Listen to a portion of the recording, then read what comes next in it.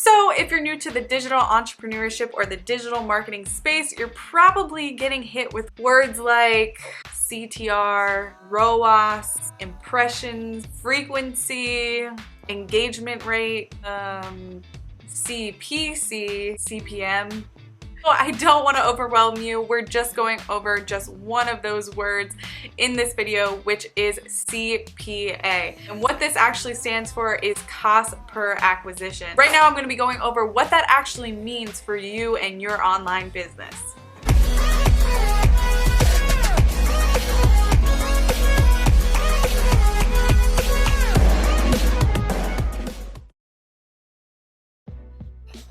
Alright guys, welcome back. So remember, we're talking about CPA. This means cost per acquisition, is the amount you are spending to acquire a customer. So how do you discover your cost per acquisition? Move to the side so I can do a little math over here. Don't worry, it's not like very hard math. I was never really good at math. Actually, that's a lie. I'm really good at math. So CPA, this is how you're going to calculate your cost per acquisition. So you have to add up the amount of money that you spent.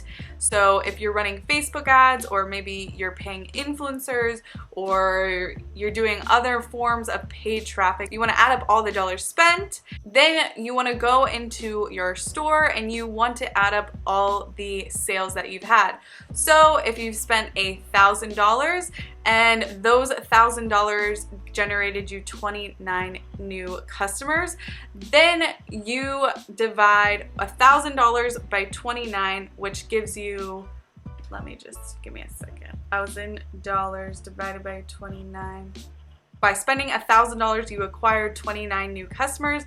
Then your cost per acquisition is $34.48. So every single time that you spend $34.48, you can conclude that you are going to gain a new customer. Now, this equation is considered your magic metric. And what your magic metric is when you, as an online business owner, is regularly putting in money into marketing and traffic, you can now decide how much money that you need to be spending in order to make XYZ dollars. So if acquiring those 29 customers is $34.48, but your profit on every single sale is $5, then that means that you spent 5 times 29, $1,000 to earn $145. That is no bueno, not good. That is terrible profit margins. All right, so you want to figure out what it costs you to acquire one customer. That cost is too high based off of either your profit margins or maybe your price point isn't high enough.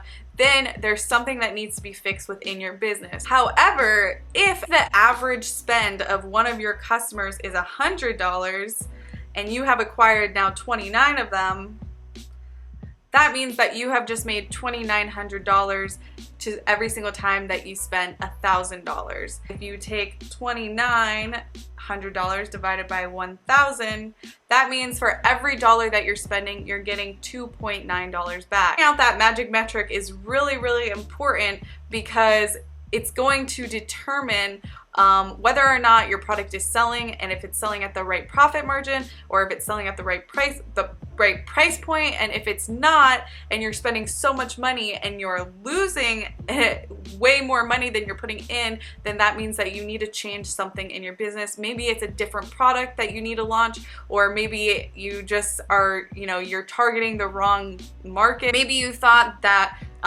your customer avatar was college kids, but it's actually moms. Maybe it's just something that you have to adjust in your targeting. But more so, knowing this number is going to help you. It is going to help you determine whether or not you are ready to scale, or you need to figure out something in your business that's messed up and you got to fix it. So if you're a new online store and if you don't have a magic metric, this is going to take you some time, because you want to have a big enough data sample of time to accurately determine this number. So if your store's only been open for 7 days, you're not going to be able to get an accurate data sample that's giving you your magic metric, because your store has been only open for 7 days. But if your store has been open for 2 months or 3 months, you want to look at the lifetime that your store has been open to determine this magic metric. You want to look and see out of how many people are entering your store, how many of those people are actually converting, and then you can relay that back to your paid traffic and use those metrics to then determine how much money you're putting in and then how much money you're getting back. That is what cost per acquisition is. That is how you calculate it. If you guys have any questions, just comment down below and I'll be happy to answer them.